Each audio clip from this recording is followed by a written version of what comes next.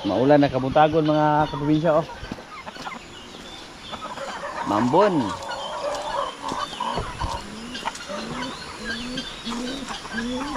Labasin naman natin ating mga alaga dito. Mga alagang kalapate para makaligo sa ulan. Yung iba nasa labas lang. Hindi pa namin naayos yung trapdoor. Para ang labas-pasok lang sila. Lumapit agad sa atin yung mga alaga natin dito oh. Parang nasanay na sila na pag binuksan natin yung ating kalapati dyan, magbigay tayo ng pagkain sa kanila. Kaya lumapit agad sila oh.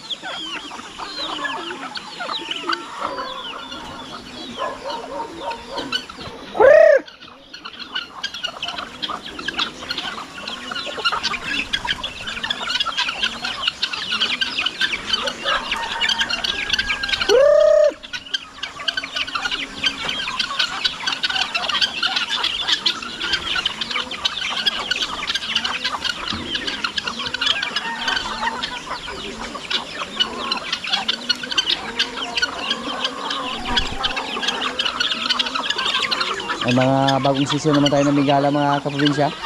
13 po yun. Pinapailawan natin. Kasi malamig yung panahon ngayon dito sa amin. Delikado, baka mamatay lang pag hayaan na natin sila sa kulungan. Marami na sana tayong sisiyo kung magaling pa mag-alaga yung mga Bengala. Kung magaling pa sila mag-alaga ng sisiyo. Pero hindi pa sila katulad ng manok na napakagaling mag-alaga. Iwanan lang nila yung sisiyo mga kaprobinsya. Kaya hindi makasurvive yung kanilang mga sisiyo. Lalo na ngayon na palaging umuulan at saka malamig yung panahon. Kahit walang ulan, mamatay pa rin yung mga sisiyo nila. Dahil iwanan lang sa masukal na area sa mga damuhan. Parang baliwala lang sa kanila yung mga sisiyo nila.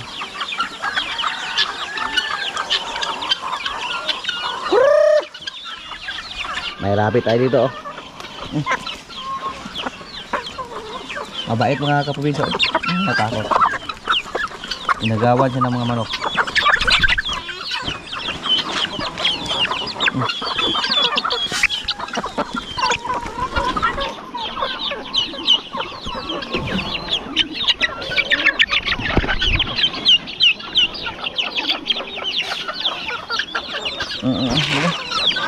Dito na. Ayan. Mabait po sa mga kaprobinsya, hindi siya mailap. Nasanay po siya dito sa amin na manghingi ng pagkain. May iba tayong mga rabbit dyan.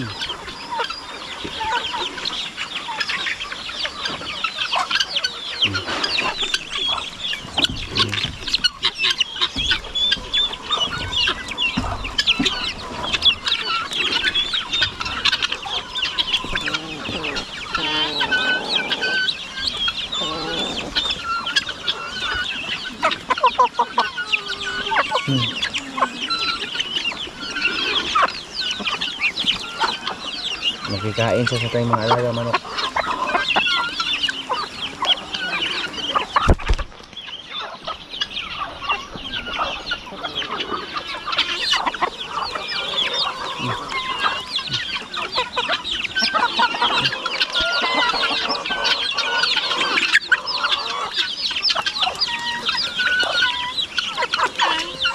May isa po tayong lalaki manok dito mga kaprobinsya oh. Yan. Gawin natin yung tandang. Malaki yan. Yan po ang lahi sa ating mga kubra dito dati. Naubos po yung mga kubra natin. Lalo na yung isa nating inahin na kubra. Napatay ng sawa. Tapos yung una din, yung ating isang tandang. Bigla lang nawala yung kubra natin. So yung iba nating tandang dito, kakain natin yan. Tapos siya yung itira natin. May ibon naman mga kaprobinsya oh. Kaya nagtaka po tayo kung bakit nagsiliparan yung mga kalapati natin. Nag-ingay yung mga Bengala. May predator naman na umaaligid dito sa amin. Marami po mga predator ng manok dito, mga sisiyo. May uwak, may bayawak, may sawa, may banog. Nagtaka po ako kung bakit nagsiliparan yung mga kalapati natin dito. Parang alam din nila na may mga predator na umaaligid sa kanila.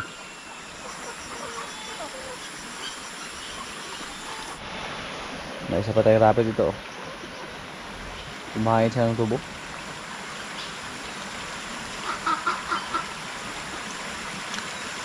Hello.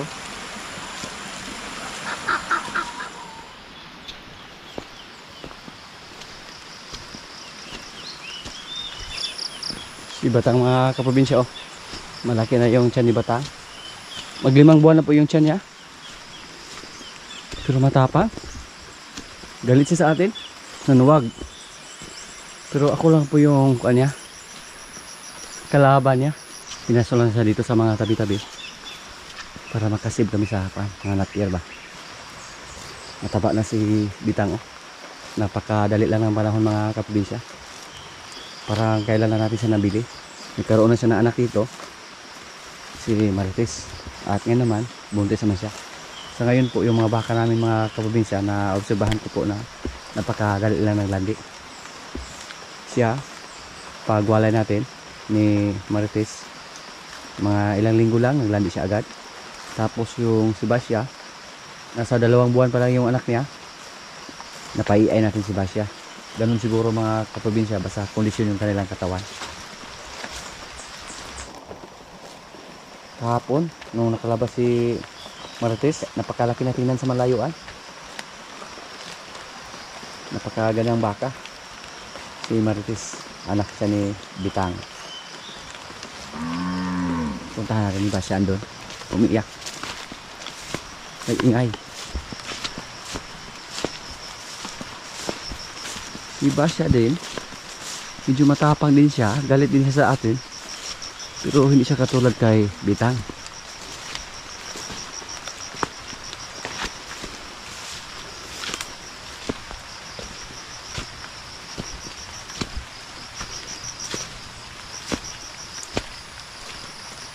Dito lang si Basya, oh.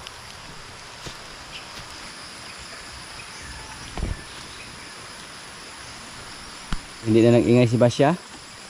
Naka-adjust na siya. Nawalay sa kanya si Rigor, yung kanyang anak. Ito po mga kaprobinsya, sana buntis na siya. 3 buwan na pala to mula sa pag-iay. Pag umabot na sa 3 buwan yung isa nating baka na pula, pwede natin siyang ipacheck. Kasabay sa isa nating baka na puti na naiay. Yung kalabaw natin na si Paloma, oh, malaki na. Maganda na siya tingnan. Hindi katulad ng una nga, medyo maliit pa. Tapos yung balat niya, pangit tingnan. Siguro pag magkaroon to ng anak, lumaki pa to. Kung sakaling mabuntis to. Maraming nagkagusto natin kalabaw dito, kahit ganyan yung itsura niya. Pati yung kalabaw natin na isa, si Paula, mas malaki pa kay Paloma.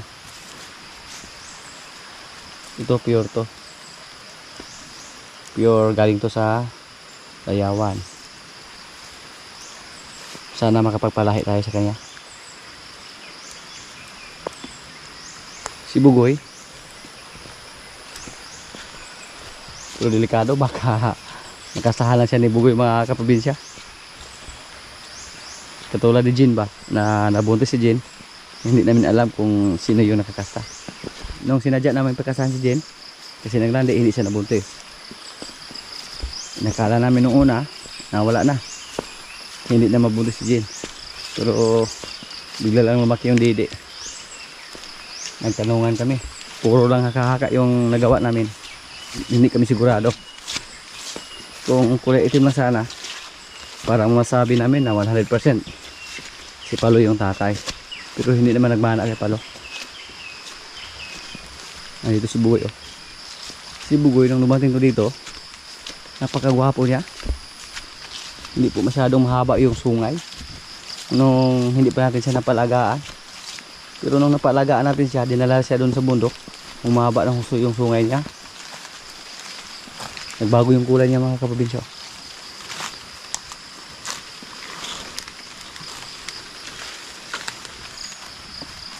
Paborito po ni Bugoy yung mga damo. Malakas siyang kumain na.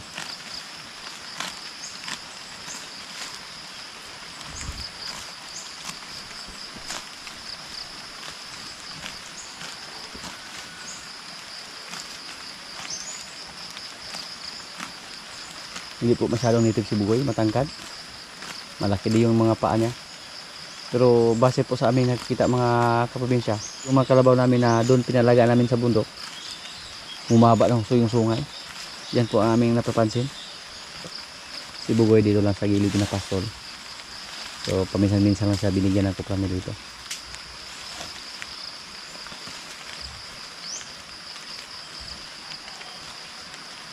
May kasama po si Bugoy, si Pisay, pero pinalagaan natin kay Bullpasser.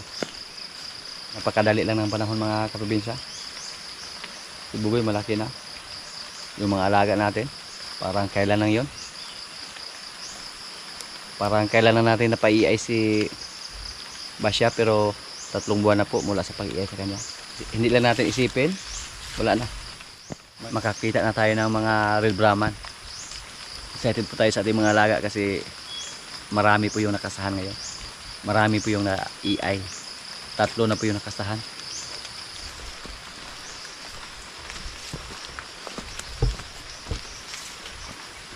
Sana po matupad yung pangarap natin na makapagpa-iay tayo ng kalabaw. Yung si Paula at si Paloma, mga magagandang klase sila. Hindi pa kami nakakita ng resulta ng iay na kalabaw dito sa amin. Si Basya, iay din siya, Red Brahma. Pero native lang si Basya mga kaprobinsya.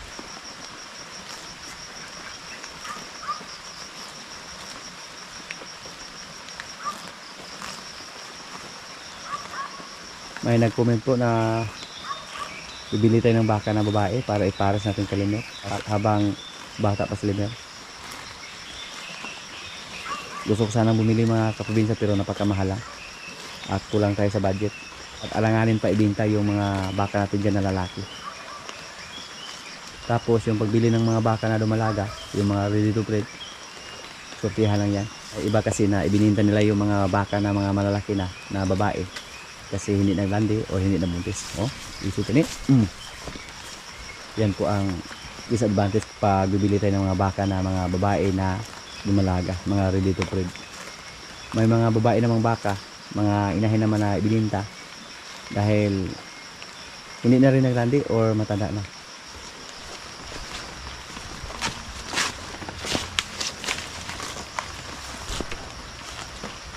Nakila yung siya, no? Siguro malaking baka din yung anak niya kasi sa loob pa lang ng 5 buwan ganyan na kalaki yung tiyan niya. 5 buwan pa lang yan.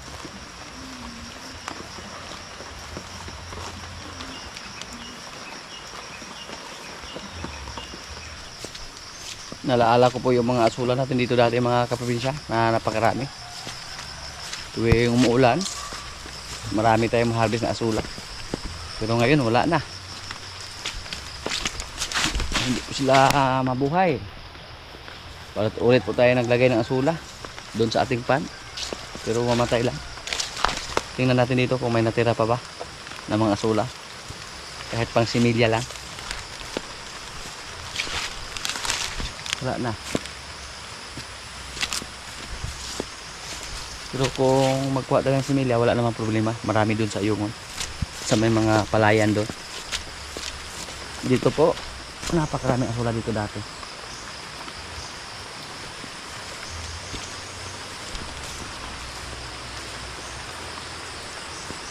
Wala na, kahit nakadikit man lang sa lupa. Yung natira dito kinuha natin at nilagay sa ating pando. Pero hindi po nabuhay. Namatay lang. Wala nagisubla. Wala nang natira. Dati may makikita pa tayo sa gilid. Doon sa lupa dumikit. Pero ngayon wala na.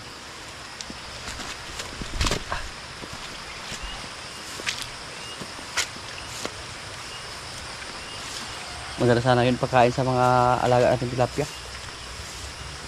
Tilapia, ibon,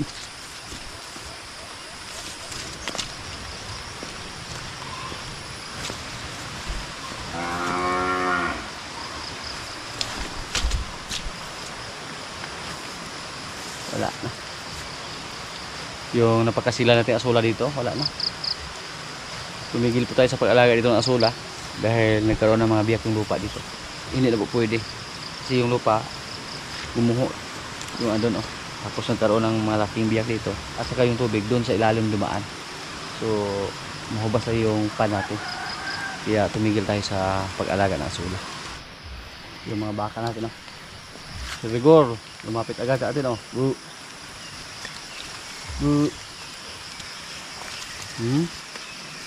Ito ah.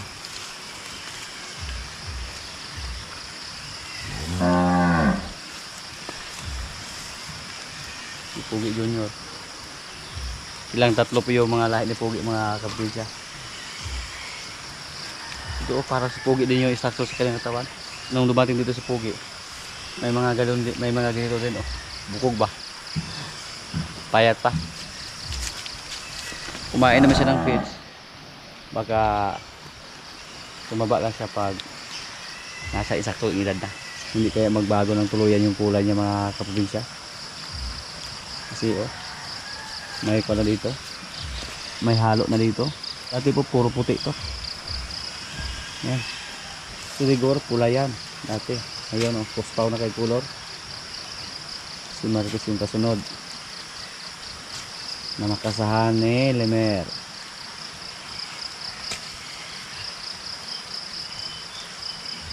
Yung mga baka natin dito na maliit, pag palagi umulan dito, mga kaprobinsya, ng malakas, pwede natin sila ilagay dun sa may kulungan natin. May mga bakante pa doon. Yung nilagyan sa ating mga babaeng baka, may dalawang bakante doon. Asig puro mga Rigor oh.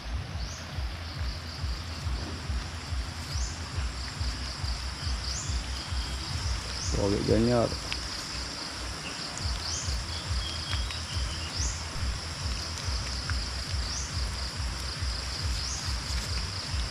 Kung mabuntis lang yung mga baka natin dyan, mga kaprobinsya, halos sabay-sabay po sila. So kung mabuntis silang lahat, halos buwan-buwan po may mga anak sa ating mga baka. So tama po yung suggest sa isa sa ating mga followers, yung kanyang comment na mas maganda daw maraming babae na alagaan. Kasi pag marami, halos buwan-buwan may mga anak. So napakaganda no? Lalo na pag umabot sa 20 heads yung baka natin na babae. Yun po ang pangarap natin.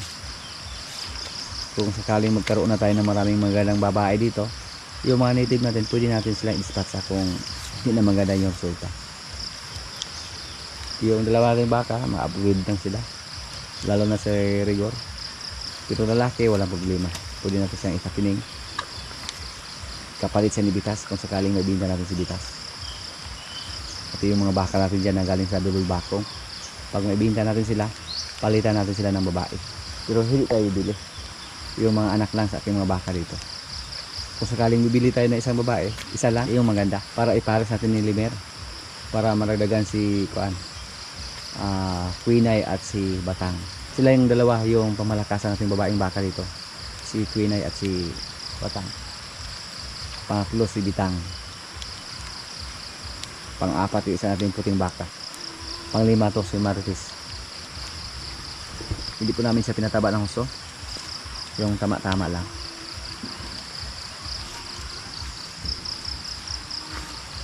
Yung area ni Paridon oh, hindi naman masilayan natin dahil sa fog.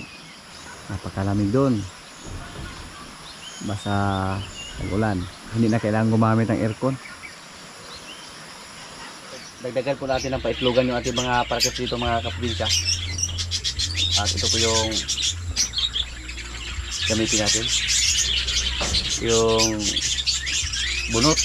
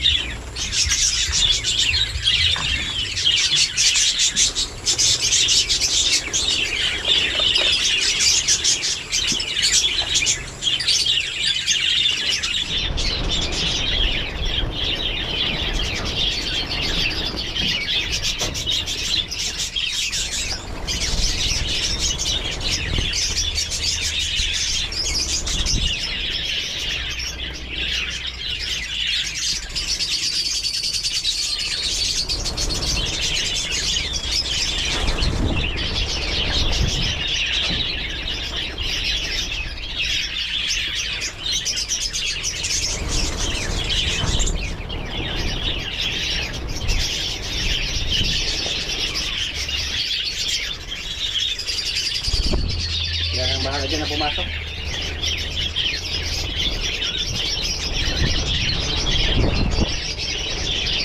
Bunot lang muna yung gamitin natin para makatipid tayo. At napapansin ko po na paborito nila yung mga ganyang paitlogan. May inakay naman dito. Ah.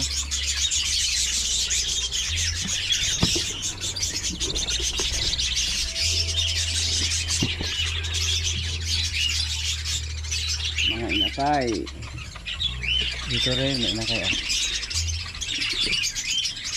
Okay. 4. Dami.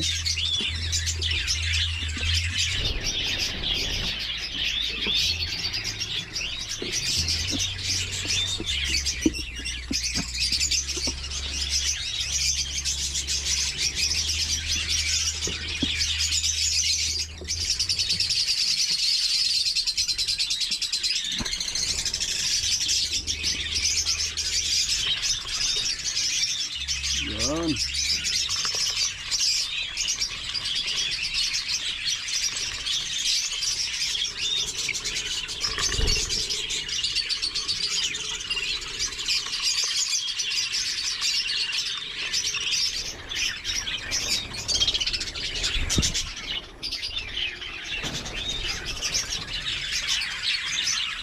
Hindi na mapahawak sa atin yung ating Java.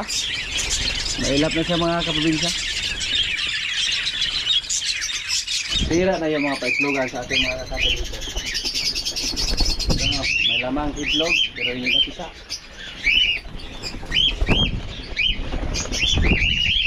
Dito rin napakaraming itlog. Dito.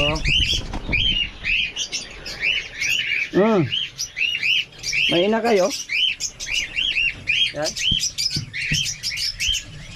May napisa naman mga kaprobinsya. Pero tig-isa lang. Hindi katulad sa ating mga parakeets na grabe. May 4, may 5. Kaya napakabilis lang lumami. Tapos dito yung mga inak nila para hindi makasurvive, mamatay lang. Kaya hindi sila dumami. 8 po yung nabili natin ng mga kakatil. Pero ngayon, siyam pa rin sila. Umabot na sana sila ng mga 17 heads. Pero hindi po nakasurvive yung iba, namatay. At grabe po, sinira nila yung mga paitlogan nila. Magpagawa tayo ng mga paitlogan pero balutin natin ng clean sheets para hindi nila mangat-ngat. Kasi ngingat-ngat nila yung mga paitlogan nila. Yan. 2 na lang yung natira, 3. Tapos pag may mga itlog sila hindi pa mapisa lahat. Kadalasan nasira lang yung kanilang itlog.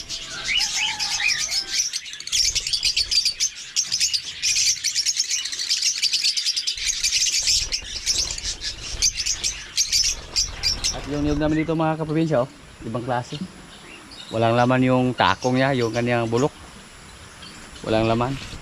Napakataba pa sana sa ating niyog. Yung napapansin namin, walang laman. Halos lahat. Pati doon. Sayang. Lapad kay Brod? Bulay unod. Daghan na.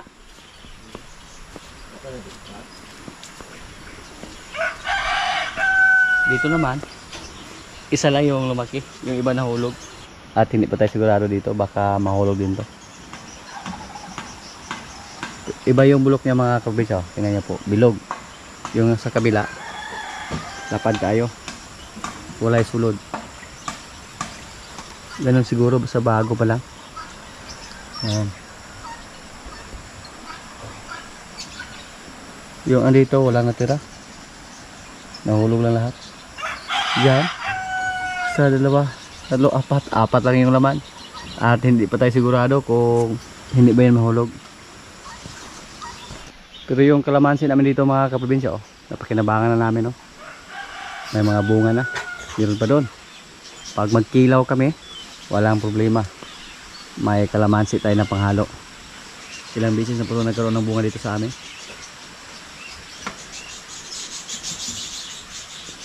At pati yung isa dito, 3 puno yung kalamansi natin na nakasurvive. Yung isa dito, walang bunga. Hindi po ito nagkaroon ng bunga. Mas maraming bunga yung andon. kailangan siguro na pausukan kasi doon palagi siyang mausukan pag may lulutuin kami sa labas. Pero dito oh, tumaas siya ng gusto. Tapos nanilaw yung dahon niya. Lagyan natin doon ng pataba. Yung langka natin dito wala pa. Wala pang tandaan. Galing to sa DE. Bigay ito nila ni tatay at kapitana. May mga rambutan tayo. Halo-halo yung tanim natin dito mga kaprobinsya. May avocado din tayo doon. Sabo? Nga, kuha. Oy. Minus di ay? Diyan may butang. Dito po mga kaprobinsya, marami na tayong natanim na niyog. Lalo na yung andun sa kabila oh. Mga malaki na yung andun. Sila po yung pinakauna natin na natanim na niyog. Malapit na yan magkaroon ng bulok. Tapos andun marami din. Mga kaprobinsya, kailan na po? Ito yung ulam namin oh. Gulay. Saring gulay. Ito po. Adobo. Kanin. May ginamos. Lord, maraming salamat sa pagkain. So, kailan na? Dagpon mag-itlog ang linya. Ito na.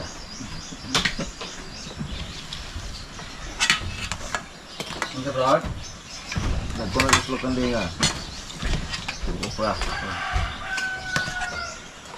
Ayaw, Paul.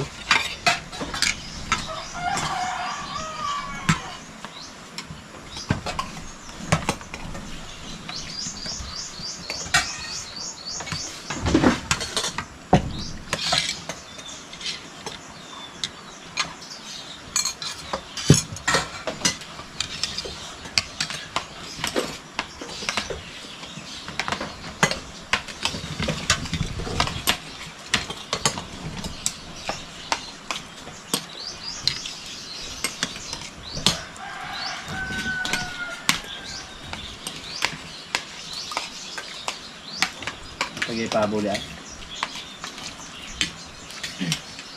Wala pang harap. Ano irang bukan magawat? Ano yung talang? Ay, ginamos pa. Malo. Apa kung gapit ginamos sa baryo raw? Gusto ko ay gala. Veamos doon. Ay, tulog na yung magkawa sa mag-ayat. Sudah gani, sa mag-drive. Okay. Kana mag-drive? Kalala naman. Pamilala ito.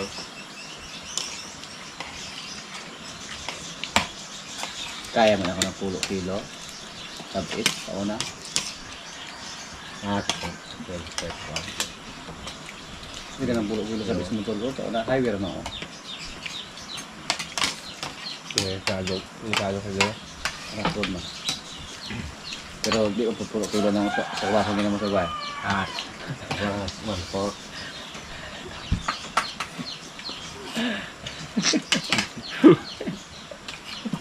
Kaya ka mag-work niya.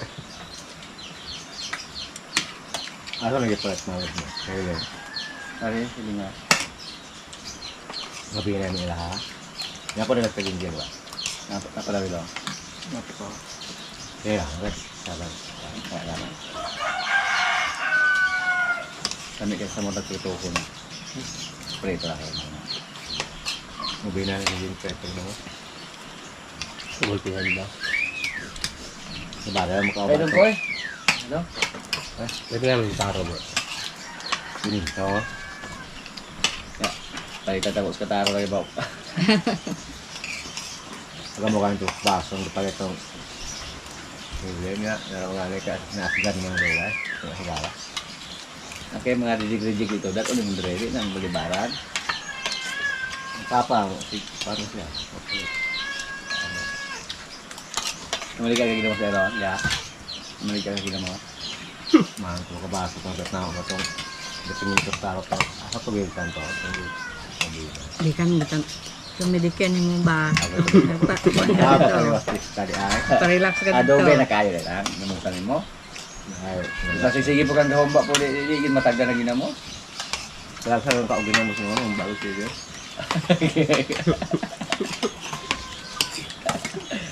Wala dire matagal ng inoso kay Linibian ang utang patid ko ni ate na. Ito ka na ba? Kakahalan ka kalam. Sabi ka ng higa niya. Higa niya. Paglagi mo. Kalabang kilo yata nga ng siga ba.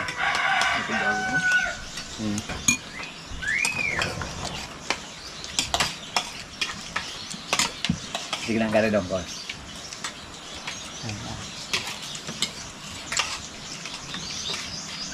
Nakapangusan na gagabi eh.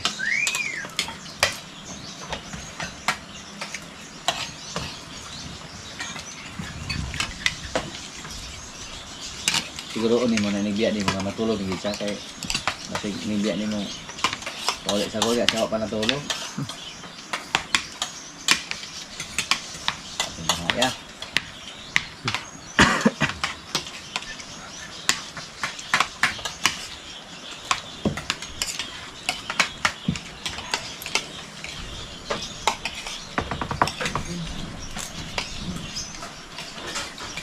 Tanong dong.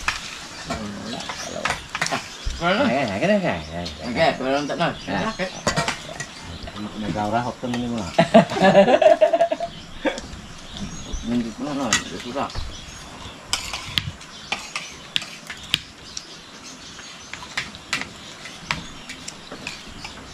Di naman tablag halan kung baba no. Hindi na ito nga lang. Ilang ginilamos na lang, pati yung lumia. Yan na ng lunubihan. Itong sa pa. Bilot yung pan-ola. Bagay ka.